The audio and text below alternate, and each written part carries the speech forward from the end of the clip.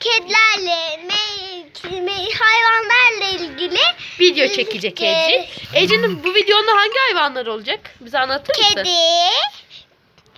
köpek, Başka? buzu. Buzu benim ama köpek de abimin. Peki Ece. İstersen ilk olarak köpeğin yanına gidelim. İster misin köpeğin yanına gidelim ilk önce? İlk önce hangisini çekelim? Kedileri. Peki ilk önce kedileri çekelim. Burada ise Ece'nin kedileri var. Bakarsanız. Şuradaki benimdi. Şuradaki bizimki. Evet Ece, bu kedilerini anlatır mısın? Mesela o elinde tuttuğun kedinin ne? Babası gılıklı. Babası gılıklı.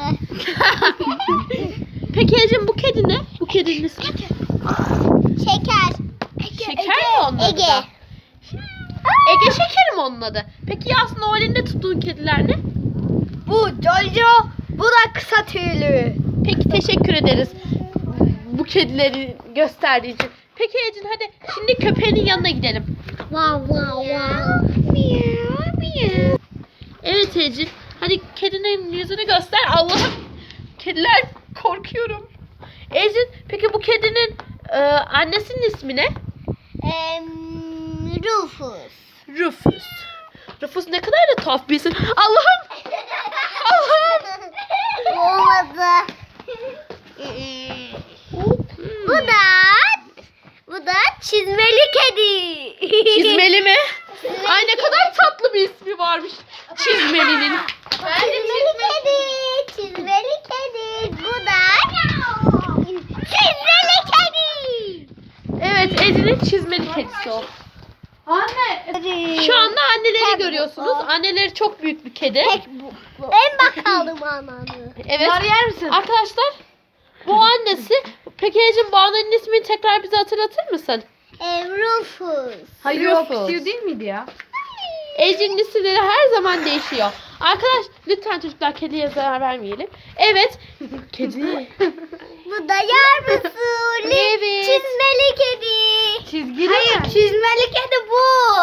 İkisi de Peki çizmeli şimdi ise köpeğimizin yanına gideceğiz. Ece, nereye gidiyoruz? Köpeğin yanına. Köpeğin yanına. Ay. Şimdi ise köpeğimizin yanındayız. Ece, bu köpeğin ismi ne? Fındık. Fındık. Peki Ece, fındığı sevecek misin bugün? Seveceğim. Cicim. Bir tatlım. Dikkatli ol. O tanımadığı kişilere bazen saldırıyor. Evet. Ama size her gün. Mesela beni hiç sevmiyor bu köpek. Yo, seni de görüyor. Sen şöyle falan geçerken bak senin biraz tüy döküyor köpeğimiz. Evet. Evet. Peki Ece, Emekli oldu. artık bu köpeği bırakıp da Ece'nin buzağısının yanına gidelim mi? Son emeklilik. Başla. Sıra ise buzağısının yanındayız Ece'nin. Ece'nin buzağını anlatır mısın? İsmi ne mesela bu buzağının? Oha, ben korkuyorum hayvanlardan. Bu mesela olmadı. Ece, bu kedinin ismi ne? Ay, bu kedi. Alaska kedi. Evet arkadaşlar, görüyorsunuz. Kedi tam bir jonglörlük yapıyor. Ece, bu buzağının ismi ne? Lolita. Lolita. Lolita. diyecekler. Peki, teşekkür ederiz Ece'nin Lolita'yı tanıttığın için. Lolita bize yüzünü dönebilir mi? Hayır. Döner. Ah, çok tatlıymış. Zorlamayın. Evet.